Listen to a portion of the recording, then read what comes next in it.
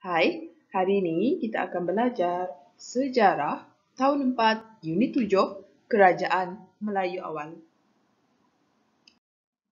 Baik, sekarang kita lihat Kerajaan Melayu Awal di alam Melayu. Apa itu alam Melayu? Alam Melayu ialah kawasan yang merangkumi gugusan kepulauan dan tanah besar di bahagian tenggara benua Asia. Kelak, murid-murid akan melihat gambar-gambar monumen tinggalan bagi sesuatu kerajaan yang menunjukkan kewujudan kerajaan berkenaan. Dan akan ada gambar gapura, iaitu pintu gerbang istana atau kuil. Mari kita lihat kerajaan-kerajaan Melayu awal di alam Melayu yang mentadbir Kerajaan Melayu awal. Baik, pada abad pertama kerajaan yang mentadbir ialah Kerajaan Funan. Monumennya ialah tapak bandar Okyo. Pada abad kedua, Kerajaan Champa, tinggalan monumennya ialah Candi Po Nagar. Pada abad kelima, Kerajaan Kedah Tua, tinggalan monumennya ialah Candi Bukit Batu Pahat di Lembah Bujang. Pada abad keenam, kerajaan yang mentadbir ialah Kerajaan Chihtu dan juga Kerajaan Gangga Negara. Pada abad ketujuh, Kerajaan Sriwijaya,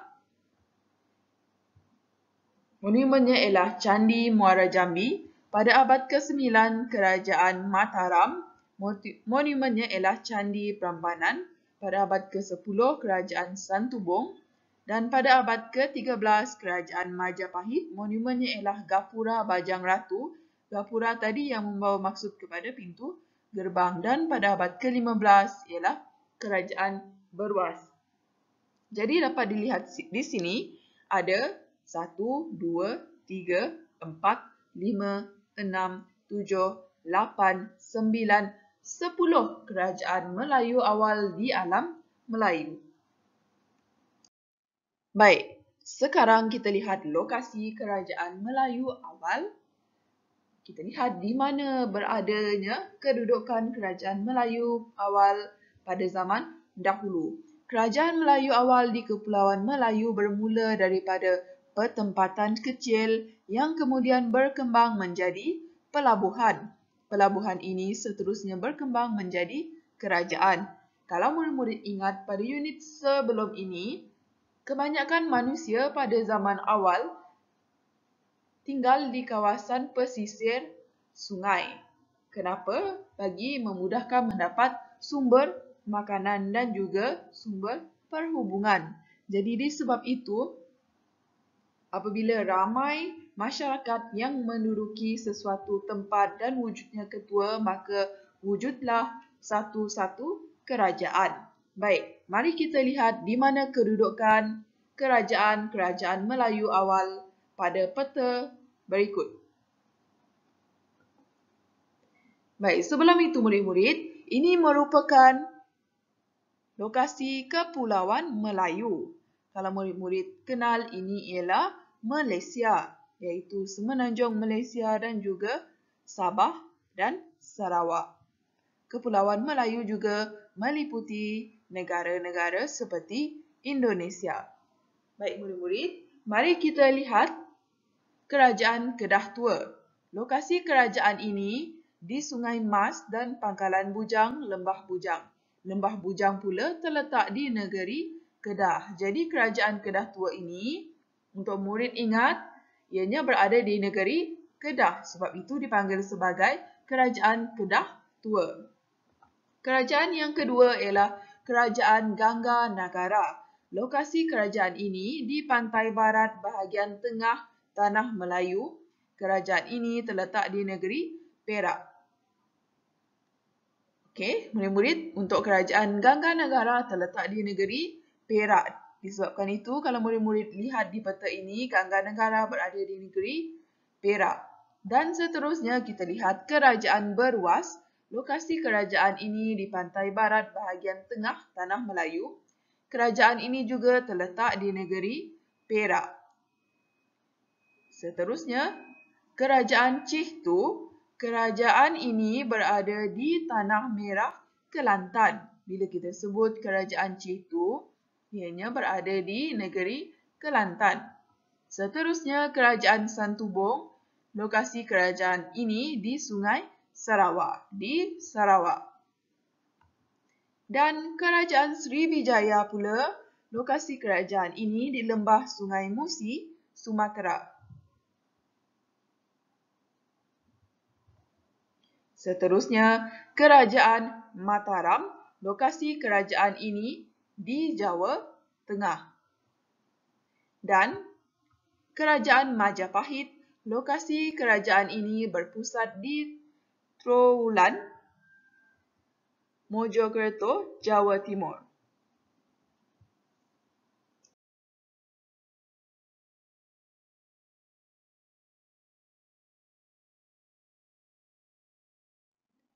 Baik, sekarang kita akan lihat hubungan diplomatik kerajaan Melayu awal di Kepulauan Melayu.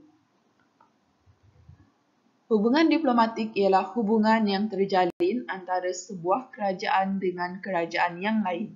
Kerajaan Melayu awal menjalinkan hubungan diplomatik dengan dua kuasa besar pada masa itu, iaitu China dan India. Jadi, murid-murid dapat lihat pada gambar ini ialah kerajaan Melayu awal, iaitu Kedatua, Sriwijaya dan juga Majapahit. Kerajaan Melayu awal ini telah menjalinkan hubungan diplomatik dengan dua buah kuasa besar pada masa itu, iaitu China dan juga India. Politik. Kerajaan Melayu awal menjalinkan hubungan diplomatik untuk mendapatkan pengiktirafan dan menjamin keselamatan bagi mengekalkan kedudukan. Baik, pada zaman kerajaan Melayu awal, mereka menjalinkan hubungan diplomatik untuk mendapatkan pengiktirafan bagi kerajaan mereka dan juga menjamin keselamatan bagi mengekalkan kedudukan mereka pada masa itu. Ukiran pada dinding Candi Borobudur yang menggambarkan situasi rakyat sedang menghadap raja. Baik, murid-murid dapat lihat di sini, ini ialah raja dan juga ini pula rakyat. Rakyat pada gambaran ini merupakan rakyat yang sedang menghadap raja. Seterusnya, kita lihat pula hubungan diplomatik kerajaan Melayu awal di Kepulauan Melayu. Tujuannya yang kedua adalah untuk ekonomi. Okey. Melalui hubungan diplomatik, aktiviti ekonomi dapat dikembangkan. Kerajaan Melayu awal memasarkan barang dagangan seperti rempah ratus, biji timah dan emas kepada kerajaan China dan India. Kerajaan Melayu awal pula ditawarkan barangan mewah seperti tembikar, sutera dan perhiasan. Hubungan ini dapat meningkatkan kemakmuran kerajaan Melayu awal. Baik, contoh-contoh barangan yang dijual pada masa itu oleh kerajaan Melayu awal dan juga China dan India, iaitu rempah ratus, manik yang dijadikan barang perhiasan dan juga seramik. Baik murid-murid, ini merupakan tujuan kedua mengapa berlakunya hubungan diplomatik. Yang pertama tadi merupakan tujuan untuk politik, untuk menjaminkan kedudukan dan keselamatan kerajaan Melayu pada zaman itu. Yang kedua bagi tujuan ekonomi. Ekonomi ni kita fahamlah, ianya berkaitan dengan kewangan. Bila kita menjalankan hubungan diplomatik, jadi secara tidak langsung akan dapat meningkatkan ekonomi negara kita. Seterusnya, kita lihat tujuan ketiga mengapa berlakunya hubungan diplomatik pada zaman berkenaan, iaitu untuk tujuan sosial. Hubungan diplomatik dapat mengeratkan persahabatan dan hubungan kekeluargaan melalui perkahwinan. Hubungan ini dapat mewujudkan keamanan di Kepulauan Melayu. Ukiran pada dinding Candi Borobudur yang menggambarkan kedatangan utusan dari negara luar. Okey, ini murid-murid dapat lihat gambaran kedatangan utusan dari negara luar. Kerajaan Melayu awal yang menjalinkan hubungan diplomatik dengan China dan India berjaya mengukuhkan kedudukan politik, ekonomi dan sosial di alam Melayu. Jadi murid-murid dapat disimpulkan di sini mengapa kerajaan Melayu awal menjalinkan hubungan diplomatik, iaitu ada 3 tujuannya. Yang pertama untuk politik, mengukuhkan kedudukan dan keselamatan. Yang kedua untuk ekonomi, bagi meningkatkan ekonomi dan juga kewangan kerajaan Melayu. Seterusnya, untuk mengeratkan persahabatan dan hubungan kekeluargaan. Tujuan sosial. Baik murid-murid, sekarang kita lihat kegiatan ekonomi kerajaan Melayu awal di Kepulauan Melayu. Kerajaan Melayu awal menjalankan pelbagai jenis kegiatan ekonomi seperti pertanian, perdagangan, mengutip hasil hutan dan laut, perlombongan dan pembuatan. Mari kita lihat dari segi pertanian. Lokasi kerajaan Melayu awal di lembah sungai amat sesuai untuk kegiatan pertanian kerana tanahnya subur. Disebabkan tanahnya subur, jadi mereka mengusahakan tanaman seperti padi, pisang, buah pala dan juga ubi kayu. Hasil tanaman ini kelak dipasarkan untuk memenuhi keperluan penduduk. Jadi kita dapat lihat gambar di sini.